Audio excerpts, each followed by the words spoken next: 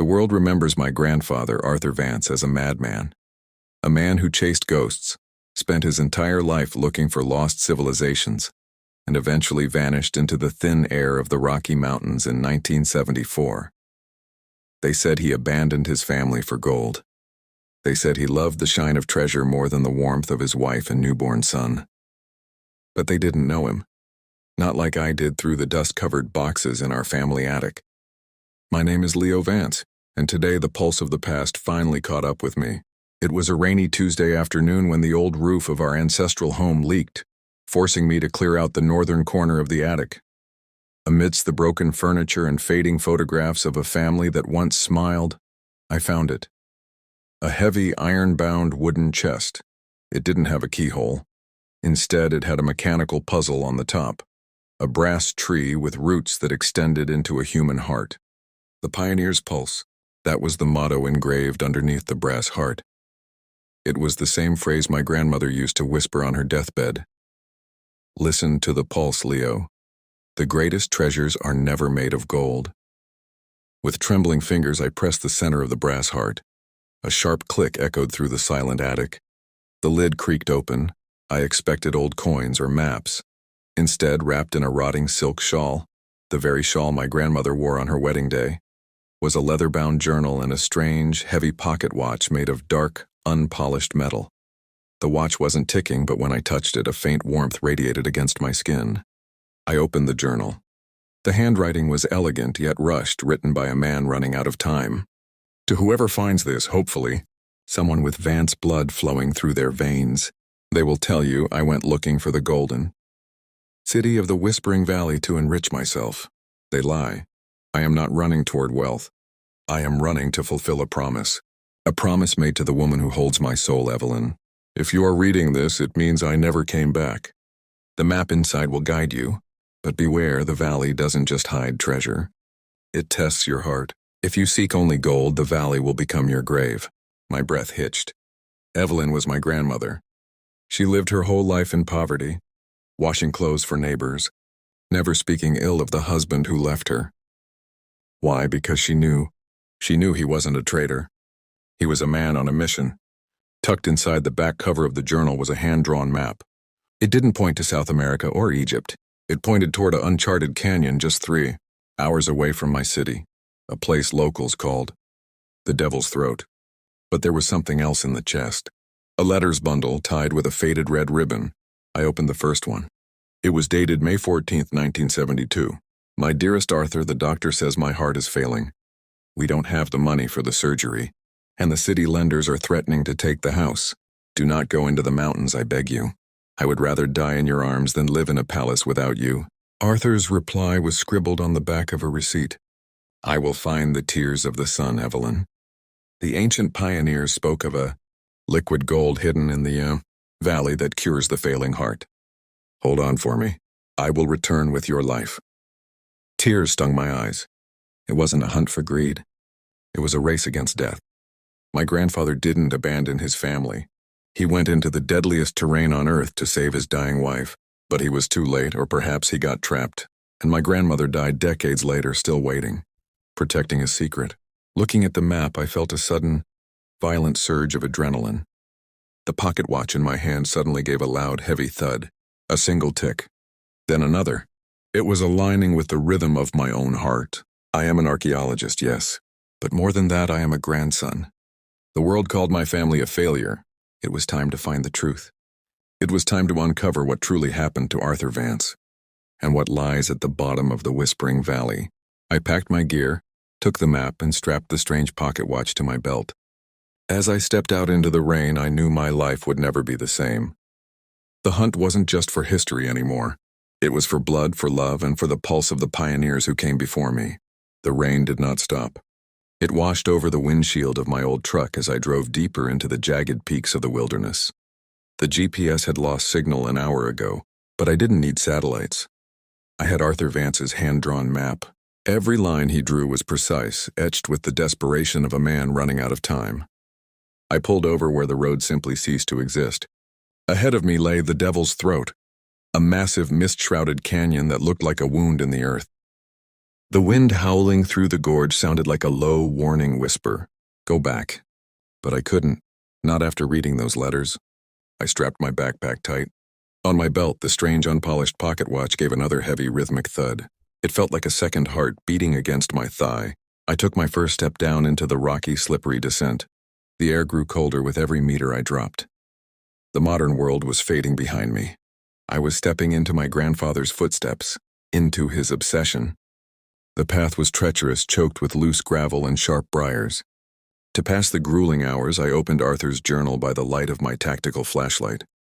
His words became the voice in my head. Day 4 in the throat, his entry read. The maps of the old pioneers were right. The valley breathes, but my mind is back in the small bedroom where Evelyn lies pale. Every time I slip on these rocks, I hear her cough. I see the red stain on her handkerchief. I cannot fail her. If the ancient stories of the elixir gold are a myth, then I am committing suicide, but if they are real, she will live to see our son grow up. I paused, resting my back against a cold cavern wall. My father was that newborn son. He grew up hating Arthur because he thought his dad loved gold more than them. If only he could see these pages. Arthur wasn't a greedy treasure hunter. He was a desperate husband trying to cheat death. Suddenly, my foot slipped. The ground beneath me gave way entirely. I slid down a steep, muddy embankment, tumbling into the darkness. My flashlight flew from my hand, shattering against a rock. Total, absolute blackness. I groaned, checking my limbs. Nothing was broken, but I was trapped in a deep subterranean chamber. The air here smelled different. It smelled of old dust, dried pine, and something sweet, like wildflowers in the middle of winter. I pulled out my backup lighter and flicked it. The small flame revealed walls made of smooth, polished stone, not by nature but by human hands. Ancient carvings covered the walls. They depicted pioneers, indigenous tribes, and a massive central tree with roots made of gold. And right there, carved into the stone, was the symbol, the brass tree with roots extending into a human heart. But that wasn't the most shocking part. As I moved my lighter closer, I saw a modern mark on the ancient wall. Scratched roughly into the stone with a pocket knife were the initials, AV 1974. My grandfather had been in this exact room. My heart hammered against my ribs. I wasn't chasing a ghost, I was following a real trail. Suddenly, the pocket watch on my belt didn't just tick. It began to glow. A faint, pulsing golden light seeped through the cracks of its dark metal casing. In response, the veins of gold carved into the stone walls began to reflect the light, illuminating the entire cavern. It wasn't just gold, it was a mechanism. At the far end of the chamber stood a stone altar, and resting on that altar was a small rusted iron lockbox. I approached it slowly, my boots clicking against the ancient floor. The lockbox was already open. It had been forced open decades ago. Inside there was no treasure, no liquid gold. There was only a faded, water-damaged photograph and a single unspent gold coin. I picked up the photograph. It was my grandmother Evelyn, smiling in her youth, holding a bundle of wild daisies. On the back, Arthur had written, "I found the chamber, Evelyn, but the guardians of the valley demand a price I did not expect. The gold here cannot be taken by force, it only responds to sacrifice. They tell me to save your heart, I must leave mine behind. I don't know if I will ever see the sun again, but if this reaches you, know that every drop of gold I send back is a piece of my soul." A chilling realization washed over me. My grandfather didn't die in an accident. He chose to stay, or he was forced to stay to keep a pack that kept my grandmother alive just long enough. But the history book said she died of heart failure anyway. Did his sacrifice fail? Or did something go horribly wrong on his way out? A sharp sound echoed from the dark tunnel ahead. Crunch. The sound of boots on gravel. I froze, turning my head toward the darkness. "Who's there?" I called out, my voice trembling. No answer. Only the sound of heavy, ragged breathing. The golden light from my pocket watch began to blink erratically, like a dying heartbeat. Thud, thud, thud. The temperature in the room plummeted. A shadow emerged from the corridor. It wasn't a ghost. It was a man, tall, wearing tattered rags of 1970s winter gear. His hair was long and white, his face weathered by decades of isolation. But it was his eyes that made me freeze. They were the exact same shade of deep, piercing blue as mine. In his hand, he held an old, rusted explorer's pickaxe. He looked at the glowing watch on my belt, then up at my face. His voice was a gravelly, broken whisper unused for 50 years. "Leo," he breathed. My jaw dropped. "Grandfather?" Before he could answer, the ground beneath us began to violently shake. The ancient cavern walls started to collapse. The cavern's roof shattered, sending jagged rocks and particles of dust crashing down on us. Everything was crumbling to pieces, but my gaze was fixed on the old man who stood before me. He was an apparition made of ice and age, dressed in the torn scraps of a bulky winter jacket from the 70s, his long white beard whipping in the chilly breeze that blew through the room. He had called my name. He had called me Leo. How was this possible? How could a man who had vanished half a century ago look at me, his grandson whom he had never even met, and recognize me immediately? "Grandfather?" I whispered, my voice barely heard amid the deafening noise of the crumbling earth. And he did not say a single more word. Rather, he sprang at me with surprising agility despite his frail look. But he did not strike at me. He grabbed the collar of my jacket and dragged me backwards, while a huge boulder weighing several tons struck the exact spot where I stood just a moment before. The impact resonated in the floor and we both fell on the ground. "Get out of here! If you want to know something about your survival, then run." His voice sounded rough, gravelly from decades of silence, and he turned around and fled into the narrow crack in the wall of the rock.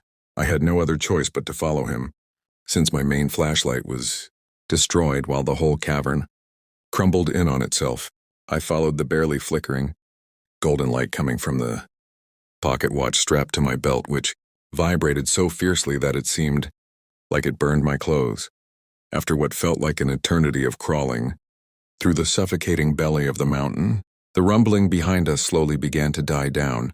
The collapse had sealed the cavern of the altar completely. We were trapped in a deeper, isolated tunnel.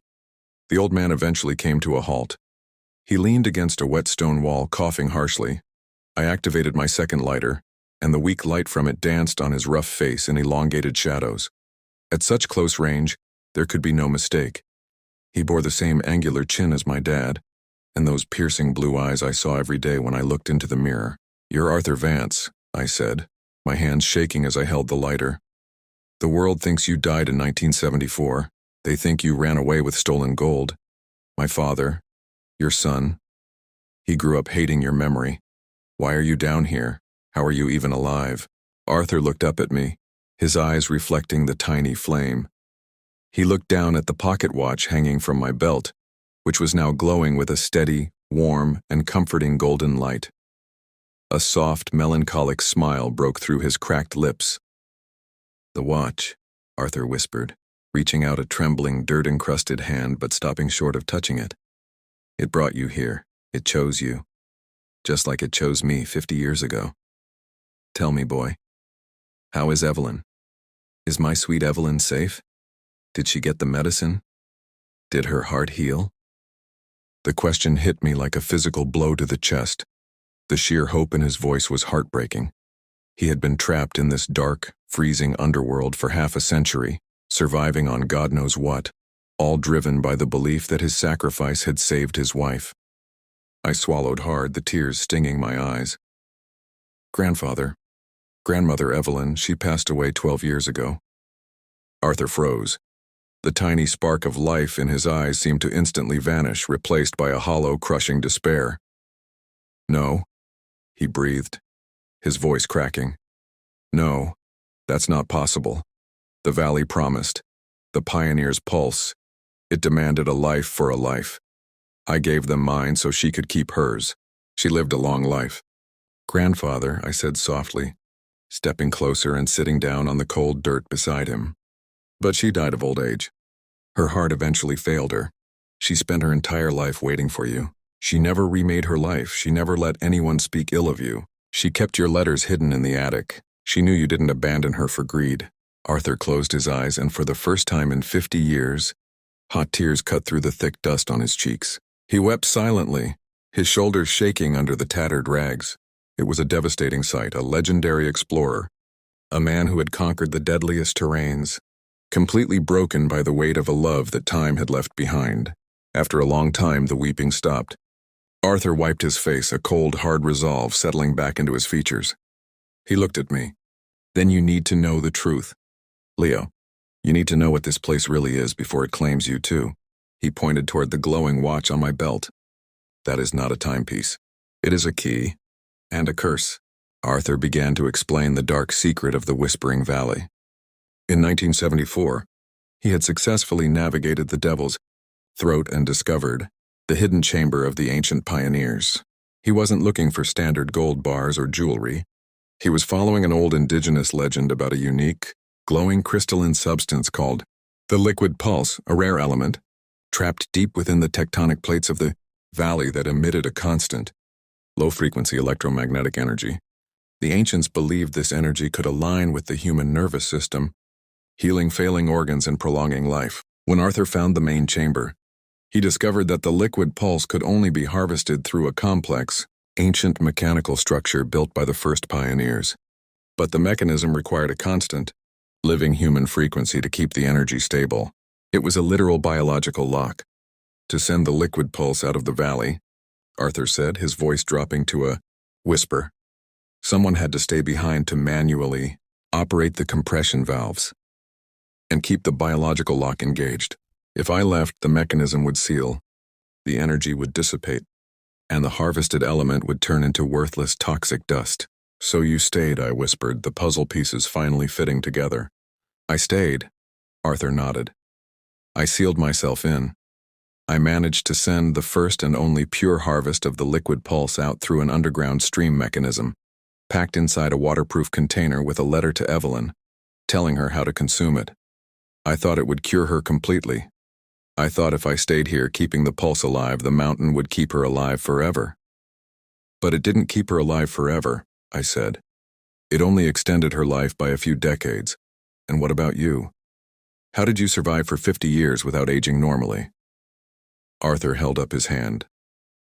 In the dim light of the lighter, I noticed something terrifying. The skin on his fingertips wasn't just dirty. It had a faint, translucent golden shimmer under the surface. The veins in his wrist were pulsing with a soft, bioluminescent light. The energy of the valley, Arthur said with a grim expression. It alters your biology. It slows down cellular decay. I haven't eaten real food in decades. I drink the water that filters through the crystalline walls. The valley keeps me alive because I am part of the machine now. I am the pioneer's pulse. But the moment I step out of this canyon, the sudden shift in atmospheric and electromagnetic energy will turn my cells to ash. I am a prisoner of my own sacrifice. Suddenly, a loud metallic ping echoed from the depths of the tunnel ahead of us. Arthur's face went pale. He stood up instantly, gripping his pickaxe. They're here, he whispered, terror bleeding into his voice. Who is here? I asked, pulling out my pocket knife, my survival instincts kicking in. The others, Arthur said, pulling me up. The ones who followed me in the 70s. Not out of love, Leo. Out of pure, unadulterated greed. There is a mercenary group that has been trapped in the deeper tunnels for decades. The valley didn't accept their frequency, so it twisted them. They are hunting for the watch. They know the watch is the only key that can unlock the main vault and allow them to steal the entire core of the liquid pulse to escape. Before I could ask another question, 3 dark figures materialized from the shadows at the end of the tunnel. They didn't look entirely human.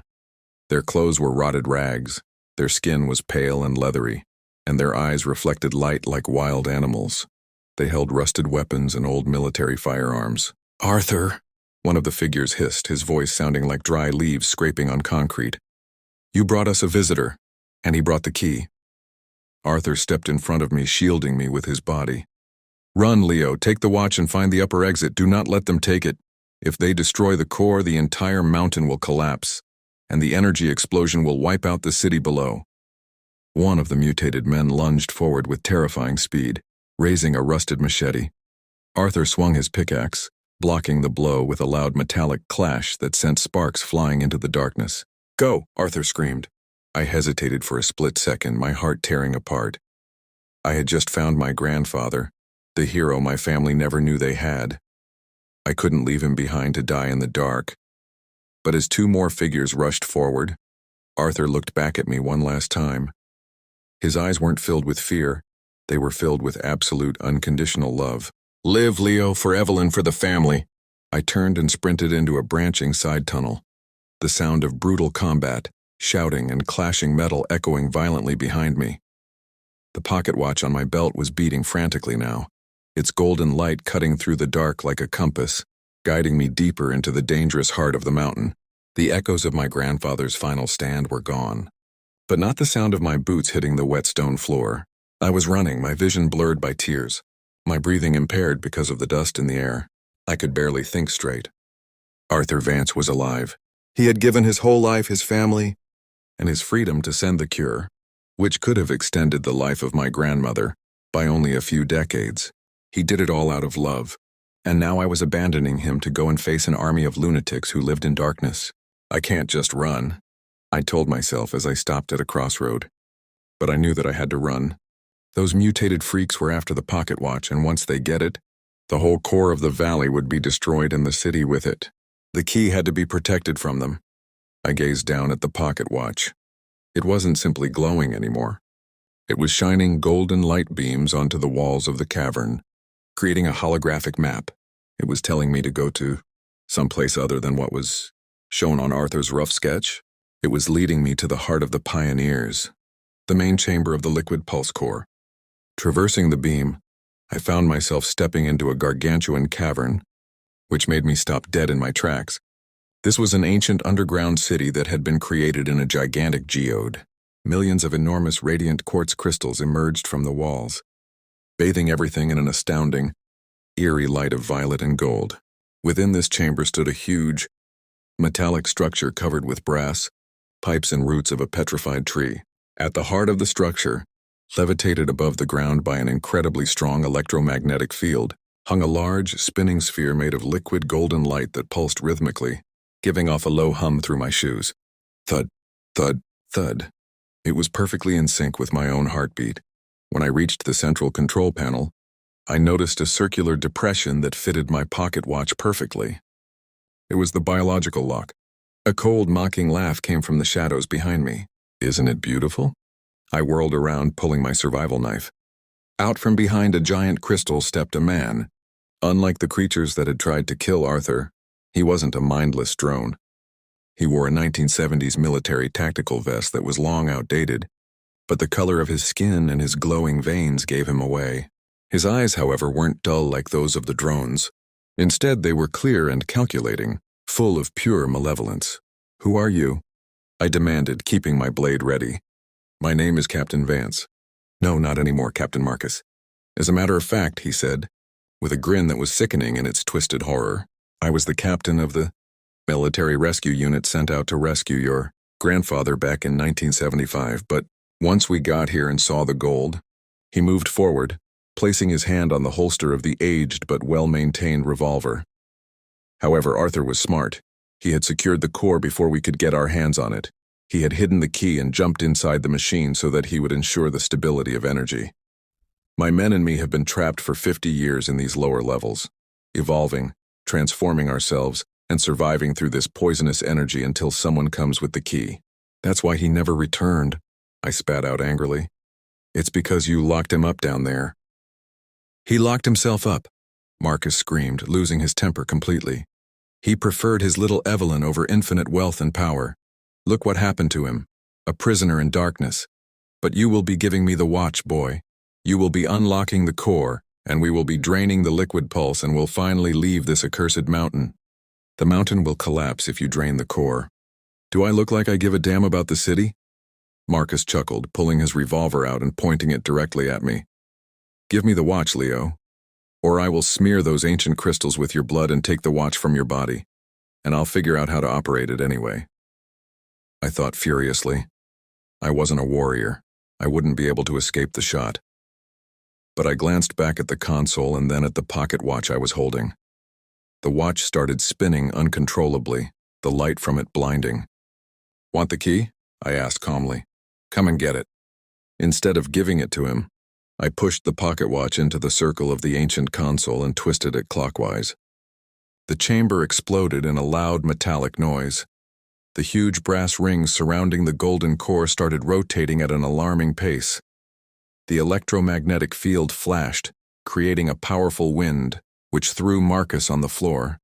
The liquid gold sphere started pulsing uncontrollably, rays of light shooting from it in all directions, breaking the giant crystals into millions of glowing pieces. "What have you done?" Marcus yelled above the noise of the machine trying to shoot at me through the bright light. "I didn't unlock anything," I replied, holding on to the control panel while the whole floor started shaking. "I activated the self-defense system. My grandfather's journal said that the valley will test your heart. If you come here seeking only greed, the valley will be your grave."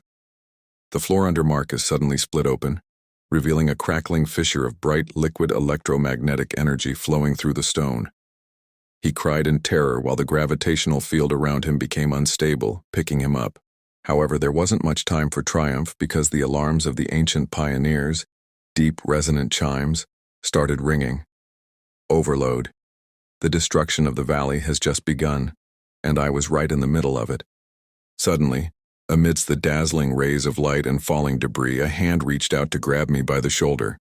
It was Arthur, covered in blood and ripped clothing, with eyes burning with determination. He had managed to survive the attack but was obviously weak, his veins glimmering dangerously. "Leo, the core is going haywire," Arthur shouted, choking out golden dust. "The watch can't be disengaged at this point. Someone must stay back and manually counteract the compression valves as the core self-seals permanently." I examined the valves over the shining bridge, then down into the crumbling tunnels. "We can do it together, Grandfather. We can get away." Arthur turned to look at me with that heavy, mournful expression of love in his eyes. He shook his head. "No, Leo. I explained to you. My body is tied to this place. As soon as I leave, I'll die. But you have a life to live. You must speak to your father. You must explain the truth, exonerate me." Before I could argue, Arthur shoved me towards the exit tunnel, turning his back on me as he headed towards the shining core for one final act of self-sacrifice. The roaring of the ancient machine was deafening, but the sound that broke my heart was my grandfather's final goodbye. He was running across the shaking stone bridge, straight into the blinding golden light of the destabilizing core. His frail body, kept alive for 50 years by the very energy that was now tearing the cavern apart, looked small against the towering ancient structure. "Grandfather, no!" I screamed, my voice swallowed by the thunderous hum of the mountain. I tried to run after him, but a sudden tremor shook the ground, causing a massive stalactite to crash down between us, blocking the bridge entirely. Dust and violet sparks blinded me. Through the gaps in the fallen rocks, I could see Arthur Vance. His hands were gripping the massive glowing brass compression valves. The translucent gold veins in his arms were blazing so brightly they were visible through his skin. He looked back at me one last time through the smoke and fire. He didn't speak, but his lips moved, forming 3 simple words. Go. Live. Remember. With a final heroic surge of strength, Arthur threw his entire weight against the valves, reversing the energy flow. The swirling orb of liquid gold in the center of the room stopped expanding. The violent chimes of the overload sequence suddenly changed into a low, harmonic, and soothing tone. The blinding light began to retract, pulling back into the core, sealing itself away from the world. But as the energy stabilized, it began to drain the life force from everything connected to it. I watched in horror as the golden glow inside my grandfather's veins began to fade. The energy that had frozen his aging process for half a century was disappearing. Within seconds, the weight of 50 years caught up to him. He slumped against the console, his breathing slowing down, his grip on the valve loosening. "No, no, no!" I panicked, scrambling over the fallen rocks, ignoring the sharp edges cutting into my hands. I tumbled onto the other side of the bridge and rushed to his side, catching him before he hit the cold stone floor. He felt incredibly light, as fragile as old parchment. His eyes, once a fierce, piercing blue, were dimming, but they were peaceful. The madness of the valley was gone. "Leo," he whispered, his voice barely a breath. "It's done. The city, the family, they are safe." "You did it, Grandfather," I sobbed, holding his hand. "You saved everyone. Please, just hold on. I can get you out of here." Arthur smiled softly, shaking his head. "My journey ended in 1974, boy. I was just a ghost waiting for someone to deliver a message. Tell your father. Tell my son. that I never stopped loving him. Every heartbeat in this dark place was for him, for Evelyn. He reached up, his trembling fingers touching the pocket watch that was still locked into the console. The watch gave one final soft thud, matching the final slow beat of Arthur Vance's heart. Then his hand fell limp. He didn't turn to ash as he had feared.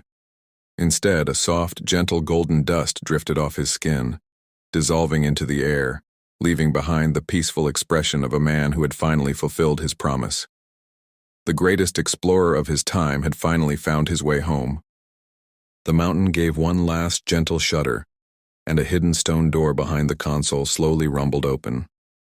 A beam of real natural sunlight cut through the darkness, illuminating my grandfather's face. It was an exit, a direct path leading out to the upper ridges of the canyon. I didn't leave him there. With the last bit of my strength, I carried Arthur Vance out of the dark belly of the Devil's Throat, out into the warm, golden glow of a new dawn. 2 days later, the news did not report a hidden city or a mystical energy core. They only reported the discovery of the remains of Arthur Vance, found by his grandson in a remote cave. The world finally stopped calling him a madman. I made sure of it. I published his journal, missing the parts about the liquid pulse but revealing the pure, unadulterated love story of a husband who went to the ends of the earth to save his wife. My father sat in our living room, holding his father's journal, tears streaming down his face as he finally understood the truth. The generational curse of hatred and abandonment that had plagued our family for 50 years was shattered.